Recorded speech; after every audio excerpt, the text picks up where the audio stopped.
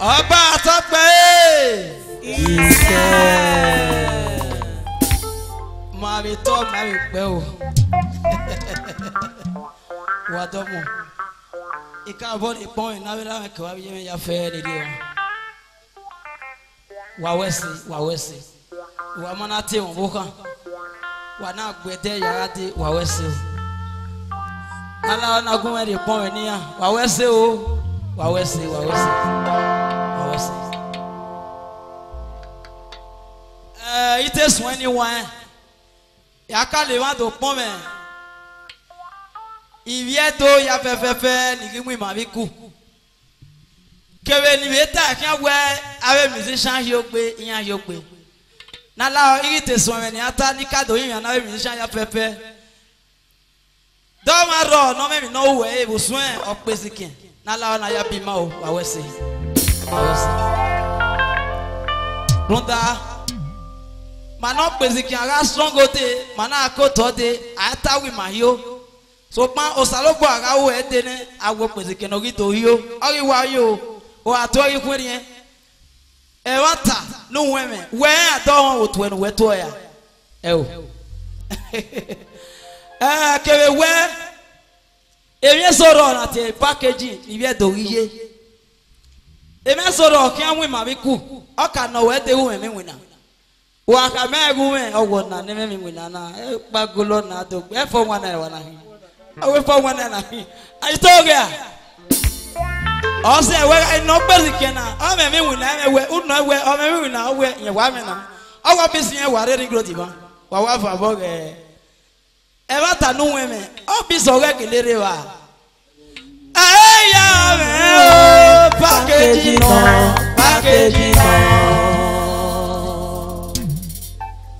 o mo pa no wa be sunu o da wi me na ẹgbẹ́ sókè akú anagete a musician vani ara dikẹgbẹ nare na amuwọ ọgbà náà wí mọ́tò akínyà nọkẹ n'ayọ wẹ gbalẹ àdìyẹwà n'ọyọ wẹ gbalẹ àdìyẹwà náà wí hàn yìí kú níbi 150,000 naira n'ọyọ mọ́tò àdìyẹwà náà wí hàn múwe 300,000 naira ayíge n'ọyọ wẹ àdìyẹ náà wọ náà ọ̀nà ẹ̀fọ́ wọn náà kẹ́tọ̀ náà àtòrí ìmọ̀ ẹ̀gó wẹ àmúwò nọ náà ẹlẹ̀.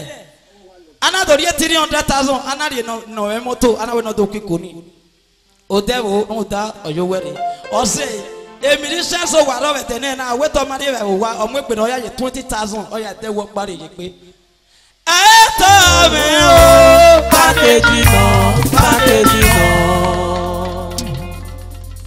anyone wa to wa pe ni kata si eto wa gwi ma be ri o Venu wa weni mayawu oeno we atemisha so no lare wo amikune ona gbesi ni pass ade kinu je venu aya ga esi lasewe owo me ate we dowe o se eso mu egbe to na tian wo amikune o megbe no ya rente wu renti bata o we rente kabi obu we ate o ase o wa ga kabi no mu ikuni umwene ya me o package no yo magiyo yayo wa roba o aba me no keto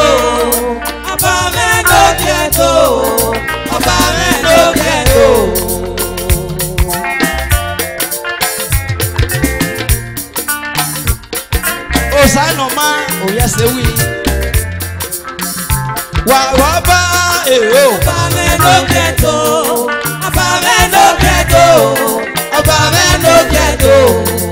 Osanoma oyese wi oyese kita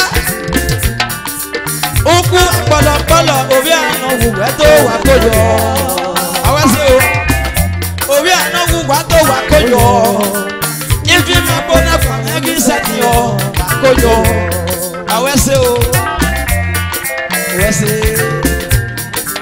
ifi ma bona fa egi sati o kojo Patrika so we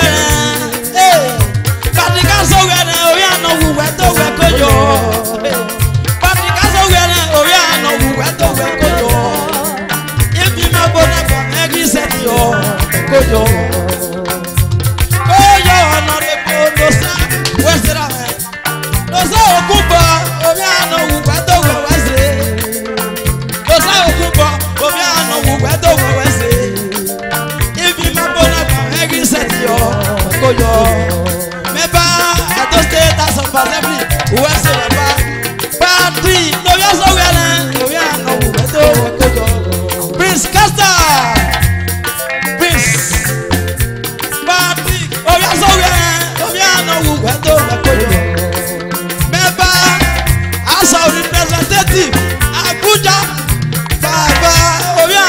wedo we kojo wa yase patika so we oya no wedo we kojo patika so we oya no wedo we wese if you ma bone ma reset yo kojo lucky apale atenya we le la me ana le fe atenya oya no wedo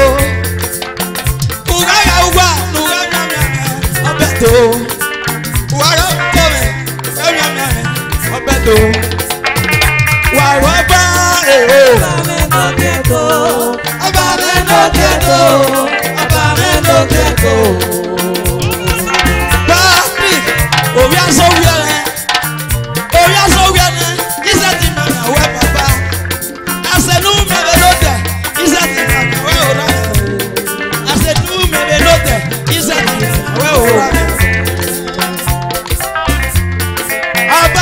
Ghetto, oku apolopolo, no man you tete no wuwe soma o. Oku apolopolo, no man you tete no wuwe soma. Uwaga uwa nuga nyame o, abeto. Ogbe, uwaga uwa nuga nyame o, abeto.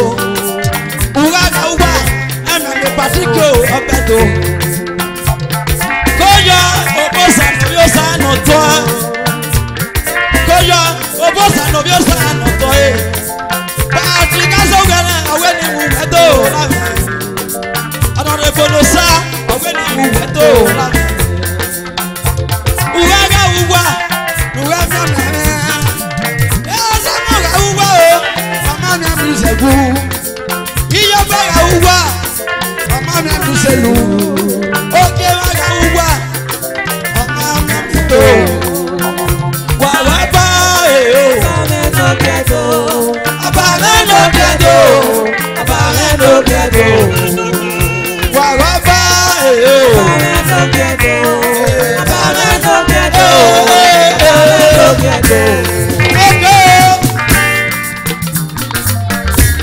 Okay. Honorable Patrick no be so well. Obi asa mi go. Obi asa no pe wo no. Agaso we asa gire. Yeah. Patrick so well. Hey. Aba no ma we pe re yo. Hey. We se papa. No saya pe lo yo ku fo. Obi anu we to. Agaso we asa gire. Obi anu we to.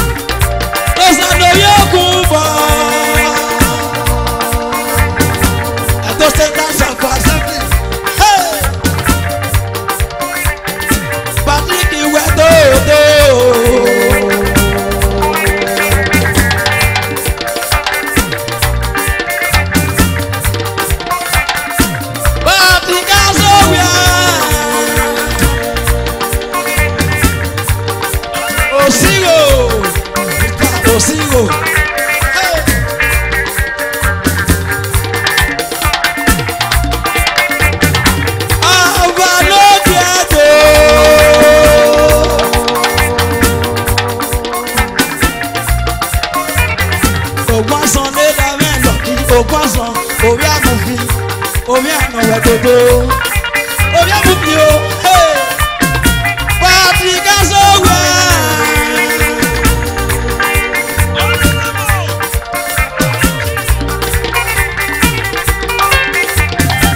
Orí ànáwẹ̀ dodo pàtí kìnnìún orí àsòwẹ̀ orí ànáwẹ̀ dodo òkè wẹ̀ kí ló dé nílò náà wọ́n gbẹgbẹ gẹ́gẹ́ náà ọ̀gá sísá ni mo pe Jesus pàtí orí àsòwẹ̀ lọ sá òkú bọ̀ orí ànáwẹ̀ tó ẹ̀kì òkú wọ́n ní sèpè mẹ́kọ́ náà wọ́n gbẹgbẹ gẹ́gẹ́ náà ọ̀gá sísá Jesus lọ́kì òkú ọ̀sán.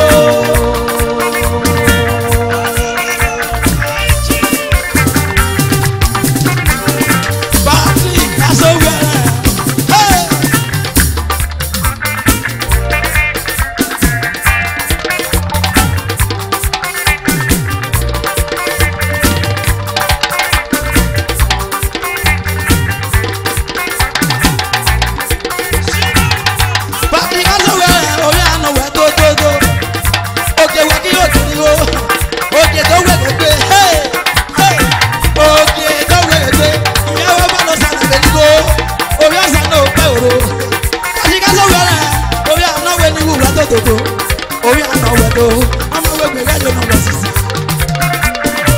Pàtí kásòwẹ̀ ìyàwó àná òhe náà tẹ̀lé kọ́ ọmọ àtẹ̀wò sè.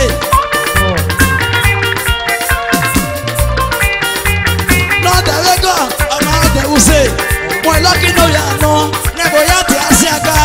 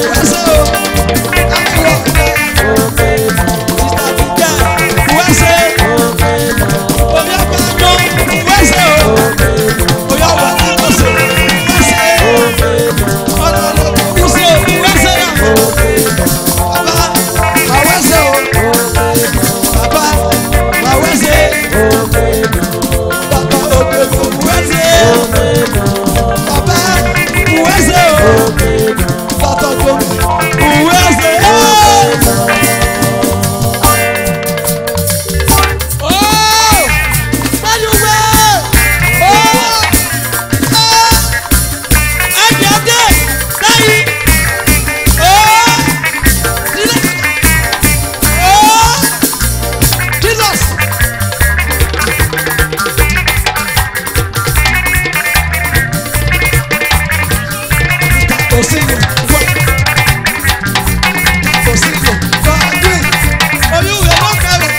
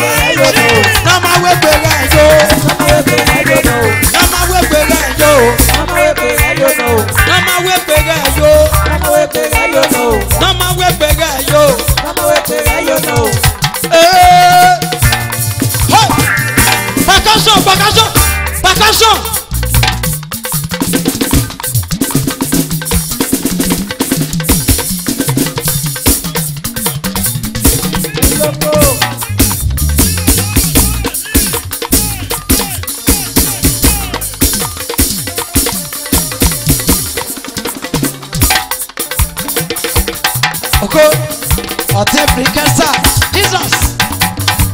Oye Yoruba community, Ote Frikesa. Oye Logie, peace.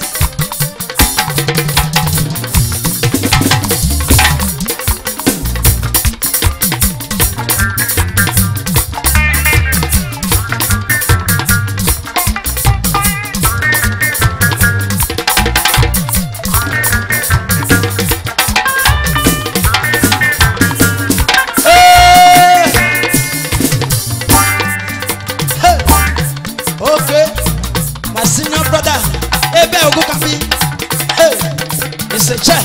Oh, yeah, Obu Kabi. Obi, everyone. Okay? Yeah.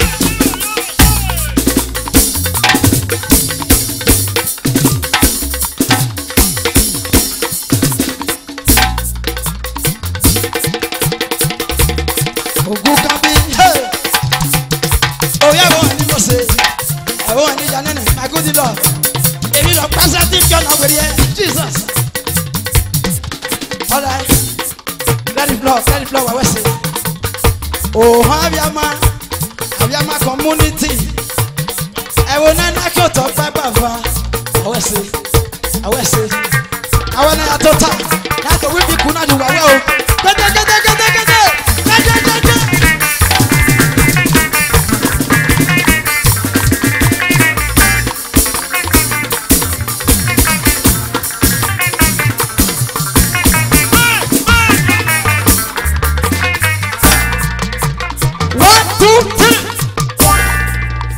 Anyone who was saying, what?